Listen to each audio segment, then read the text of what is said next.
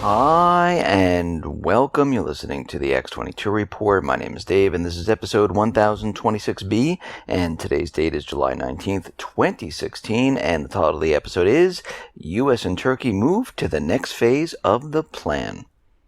Now, before we begin, I just have an announcement. I placed a new interview on the X22 Report Spotlight YouTube channel, so if you go over to YouTube, type in X22 Report Spotlight, you'll see the interview with Jeff Nielsen. Or you can come over to the X22report.com site, scroll down a little bit, look over to your right-hand side, you'll see the interview there. Or you can go to newssentinel.com, same thing, scroll down a little bit, look over to the right-hand side, and you can view and listen to the interview there. Let's get into the economic collapse, political and geopolitical news. Now, as we've noticed, things have been getting really chaotic in the U.S. We're seeing a lot of shootings. Many of these false flag shootings, the individual might be a veteran, might have been in the armed forces at one time, and we knew at some point they were going to target the veterans. Because what we're seeing is something very unbelievable. Constitutional attorney Michael Connolly, he's also the executive director of the United States Justice Foundation, he's written an article, Outrageous. Veterans are now receiving letters prohibiting the purchase, possession, receipt, or transport of firearm ammunition. Now, according to Connolly, veterans are receiving this letter from the U.S. Department of Veterans Affairs, which states, a determination in competency will prohibit you from purchasing, possessing, receiving, or transporting a firearm or ammunition. If you knowingly violate any of these prohibitions, you may be fined, imprisoned, or both pursuant to the Brady Handgun Violence Prevention Act, publication number 103-159, as implemented at 18 United States Code 924A2. It seems as if the VA has taken another tact of dealing with neutralizing veterans, apparently by denying them due process. And this is what Attorney Connolly is saying. Because in every state in the United States, no one can be declared incompetent to administer their own affairs without due process of law, and that usually requires a judicial hearing with evidence being offered to prove to a judge that a person is indeed incompetent. This is a requirement of the Fifth Amendment to the U.S. Constitution that states no person shall be deprived of life, liberty, and property without due process of law. And it looks like what they're doing is they're just sending this letter home saying that if you violate this, you're in trouble. And it looks like they're using the tact where they're saying, listen, we're going to target these veterans because we know they know how to use these weapons. They're military trained. And this is another way of keeping the weapons out of those people which they fear the most. And that is the veterans. Because as we can see, as this economy continually deteriorates, I mean, it all revolves around this. Everything the U.S. government, the central bankers are doing revolves around the economy completely falling apart. Because they know once it falls apart, there's going to be riots. People are going to be angry. People are going to be pissed off. People are going to get their weapons, their pitchforks, their knives, well, their AR-15s, their handguns. But you get the picture. It's always the same.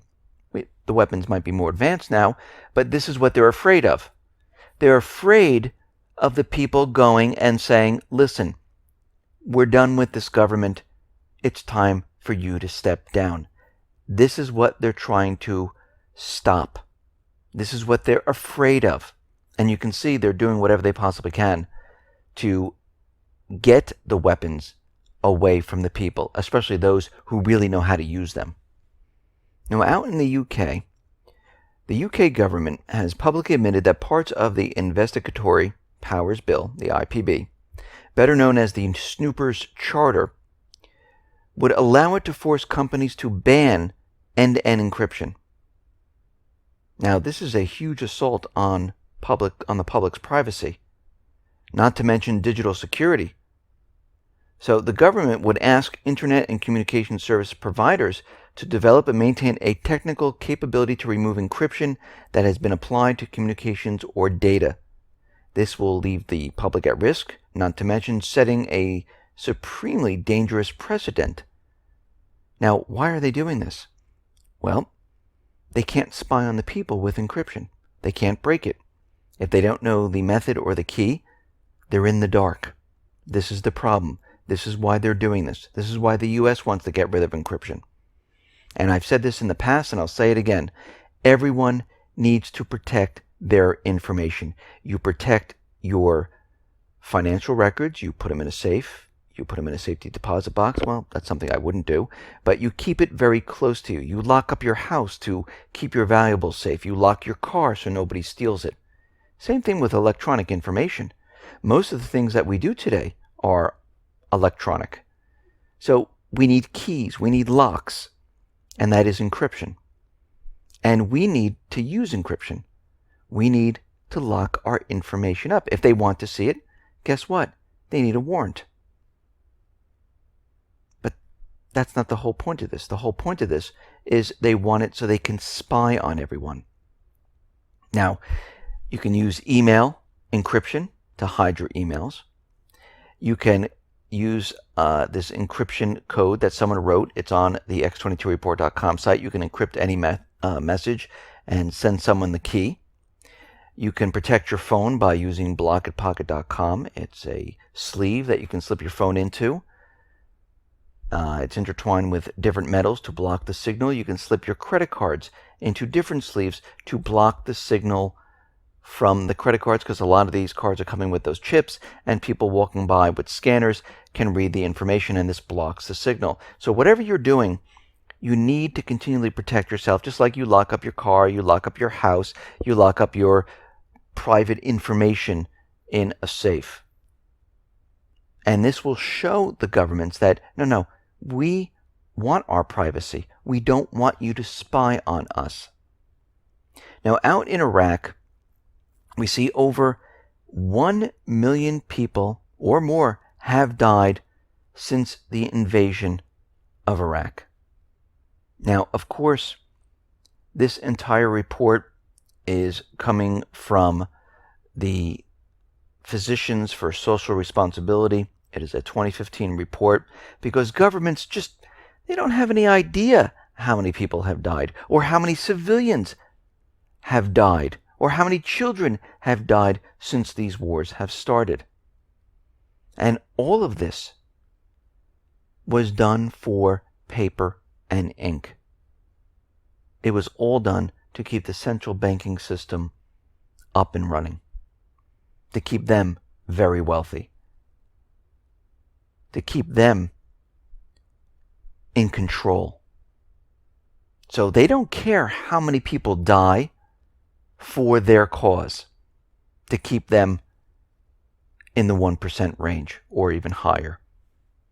Now, out in Iraq, we see the U.S., they're signing agreements with the Iraqi Kurdistan region. And they've signed agreements to establish 5 U.S. military bases in the region. And we can see these are going to be set up throughout the Kurdistan region. And we can see what they're planning right now, because as we know, going back some time, which we've discussed before, they're planning to separate the Middle East into the Kurds, the Shiite, the Sunni, the Alawites. And if you notice, the U.S. is continually working with the Kurds, setting up their own kind of sector, which will then be their own country. And we can see they're doing this in Syria, they're doing this in Iraq, and most likely they're going to be doing this throughout the other countries, because as we can see, they're losing control of the Middle East right now. Now, 50% of the Syrian refugees in Turkey, they're saying they're willing to return home once the situation calms down and they're able to return. They would like to return home. They don't want to stay in Turkey. They want their home back, just like any of us would want our homes back. So we can see right now 50% are already saying, I am ready to return home. But of course they can't, because we have the US, the coalition forces in Syria, making it very difficult for the people. Now, out in Turkey, we understand the coup is done with. Erdogan is running around the country, getting rid of a lot of people. But we see in the Incirlik air base that power is still cut for 4 days right now. They're running on generators. And they can run everything on the generators. Now, in this base, this is where they ran all the missions to hit the Islamic State. And the base continues to be resupplied, and there is sufficient fuel to carry out the missions. And they're not running any type of shortage of food or water. There's no rationing or anything like that. So the base is still operational. The power is just out, and they're using generators. Now, why haven't they turned the power on? Don't know at this point, but we'll watch that situation very carefully.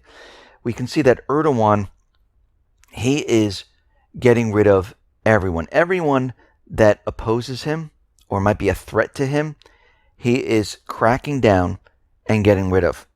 We see that 21,000 private school teachers, they just canceled their licenses. We see that he went in and purged 8,000 police officers, 3,500 soldiers, 3,000 judges, 492 clerics, 257 PMs in his office, 120 generals and admirals. He's doing a clean sweep of everything, getting rid of every single person. Very interesting. And we see that Turkey, they have submitted an official request to extradite Gulen, who he's saying is behind all of this, that the United States assisted him in all of this. Does he have any evidence? Of course not. But Gulen opposes him, so he needs him in Turkey to be executed, because right now Erdogan is looking at the death penalty once again. And he says he's going to leave it up to the parliament to decide. And if they decide to go along with the death penalty, he'll go along with it. Now, the U.S. is saying they have not received an extradition request from Turkey, but most likely they'll probably get it in the next day or so, and they'll say, yes, we have it now. Now, the question is, what is the U.S. going to do? Now, Obama is out there, and he's saying that he is pledging any needed assistance the Turkish government needs to conduct this investigation of what happened in Turkey. Well, the United States knows exactly what happened. The IMF is out there. They're saying that Turkey needs to understand and continue with democracy, because this is crucial for an economic, stable country. They're worried about the economy going south in Turkey. And when we look at all of this, this whole entire coup, which we discussed before in yesterday's report on the weekend, we see different anomalies in what is happening. Now, many people have different theories. And people are saying that Turkey is now siding with Russia. The U.S. didn't like this. This is why they decided to have the coup. Well, that is one theory. Another theory is that Erdogan did this all himself. Another one is that the U.S. did this with Erdogan. And still another, that this isn't even the coup. This was a trial run. And the real coup is coming. Now, these are a lot of different theories. But what we can see right now is that Erdogan is cleaning house.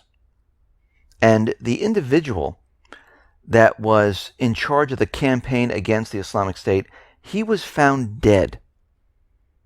He was shot in the neck, which is very interesting, because we have to remember, the United States, UK, Israel, Turkey, Saudi Arabia, Qatar, the coalition forces, they were involved in creating the Islamic State. They funded them. They set up the infrastructure to make sure they brought in revenue to support their operations. Erdogan allowed them easy access in and out of Turkey. Even Israel, on the southern border of Syria, allowed the Islamic State to move in and out. Then Putin came out after Erdogan had the Russian jet shot down and pointed out that Erdogan has ties to the Islamic State. He was trading with them, buying the oil. His son, actually Bilal, was handling all of that. And you have to remember what Erdogan said, that if anyone can prove that he has been purchasing the oil from the Islamic State, he would resign. Very interesting.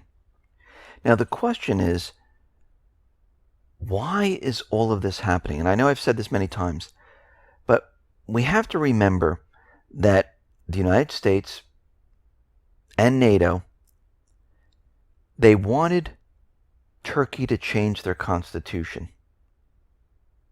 So, by removing thousands of judges, prosecutors from the judiciary system and bringing the death penalty back, speaks of some hidden agenda.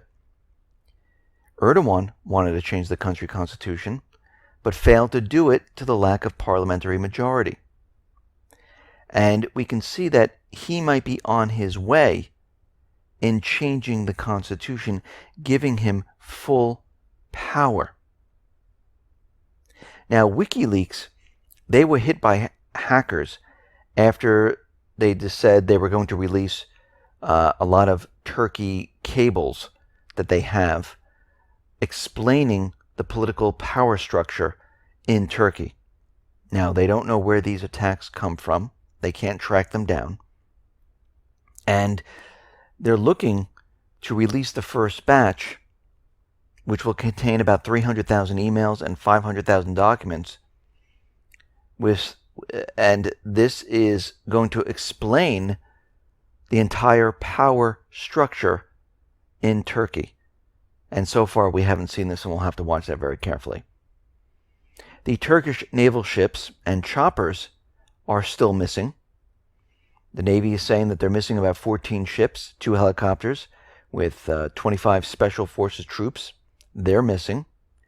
But of course, Deputy PM Numan Kurtulumus, he's denied that any of these military assets are missing. He's saying they're all accounted for. So we have a discrepancy there. Erdogan is out there saying that this entire coup is like a terrorist attack. And we know what Erdogan has done before. He set up many different false flags. He shut down Twitter. He shut down YouTube when he was caught. And with all these different theories, we have to wonder, who benefits from this coup? Well, it's starting to look like Erdogan. It's starting to look like he is benefiting from all of this. It looks like NATO is going to benefit. It looks like the United States will benefit. If they can control Erdogan and give him ultimate power, and he can do whatever he wants without his other government officials saying something, the US, NATO, will have a country, a force, that will do pretty much anything. And we have to remember, the Islamic State, they've lost their footing in Iraq and Syria. And the US, Turkey, the coalition forces, they're losing their proxy army. And they have two choices now. Either do something or continue to work with Russia and come up with some type of ceasefire peace agreement, which is not going to benefit the US-Turkey coalition forces at all. Now, while looking at this entire coup, certain things actually stick out. Now, back in March 29th of 2016, what did the US do? They ordered diplomatic military families out of South Turkey, told them to get out of Turkey. All the military families in the Incirlik base, they needed to remove themselves. Very interesting. Just recently, in June of 2016, Erdogan decided to apologize to Putin over the death of the Russian pilot. Now, I know there's the theory that Turkey is getting closer to Russia. Maybe Turkey is. But then we would have to see the actions of Turkey. If we see Turkey moving closer to Russia, we'll see more deals. We'll see them pull away from the United States. We'll see them get closer to Iran. And we'll see them remove the U.S. forces from Turkey. They will stop the bombings in Syria. He will not let them use the base. That is something that will tell us that he's getting closer to Russia. But it's very interesting that the U.S. decided to remove their personnel back in March, and Erdogan apologized in June. So the U.S. already had this planned because they knew exactly what was happening. And from this coup that's so amateurish, it only benefited Erdogan, the US, and NATO. It didn't really help Iran at this point. It didn't really help Syria at this point. It didn't really help Russia at this point. The only way it's going to help them is if Erdogan follows through and tells the US to get out. You can't, and the coalition forces, you cannot use our base to bomb Syria. And this is something that we need to watch. Now, the other theory is that this coup was a trial run. Well, Erdogan right now is purging generals, judges, teachers, government officials, pretty much everyone. If this was the pre-coup, it didn't have the backing of the people. The real coup would have to have the military, which is being purged right now, and it would have to have the backing of the people. So I don't know if that theory holds water at this point. But we're going to have to watch the entire situation. I do believe that the U.S. and Turkey, they had combined effort into having this fake type of coup to allow Erdogan to gain as much power as possible for the next phase of the operation. But again, we'll have to watch and see. Remember, we're looking at indicators. There's no crystal ball here. Now, out in Germany, we've had another Islamic State attack. And of course, this time the man was using an axe. And does that mean that people have to have a 15-day waiting period or a 5-day waiting period? They have to have a background check to use an axe? Because if you really look at it, all these different false flags at this point, one guy's using a truck, and that's proved that he was not part of the Islamic State, but now a truck is a weapon. We see an axe is a weapon. Are they blaming it on the truck? Are they blaming it on the axe? No, they're blaming it on the people. Only when it's a gun do they blame it on the gun, not the people. And they go after the gun. How come they don't go after the truck? Everyone, you cannot have a truck. Everyone cannot have an axe. We need to take it away. If you notice, this whole thing doesn't hold water. But what we're seeing right now is that they're continually using the idea that the Islamic State's on the run right now, which they are, not because of the United States, because of Russia. But they're still using the same narrative that they used in the beginning. Oh, we're attacking because of the Western airstrikes. Go ahead, come and bomb us some more, which makes no sense. And we know this is completely fake, phony, and false because this person who was 17, who was an Afghan refugee, he said that all of this was in revenge for the Western airstrikes. And we know the Western airstrikes aren't hitting the Islamic State because the Islamic State is the proxy army of the United States. So we can see at this point that this is completely fake, phony, and false. they're using this as a fear tactic once again to get ready for the main event, because everything is falling apart right now. Everything is complete chaos. And they're trying to keep this alive, that things are getting out of control. In the United States, there's race wars, cop killings. It's crazy. In the Middle East, the Islamic State is on the run. They're getting ready to attack everywhere. And they're continually doing this because we're approaching the end game right now. This is why we're seeing this, and this is going to accelerate. Listen, everyone, thanks a lot for listening. Be well, be safe, and especially be prepared. Thanks a lot.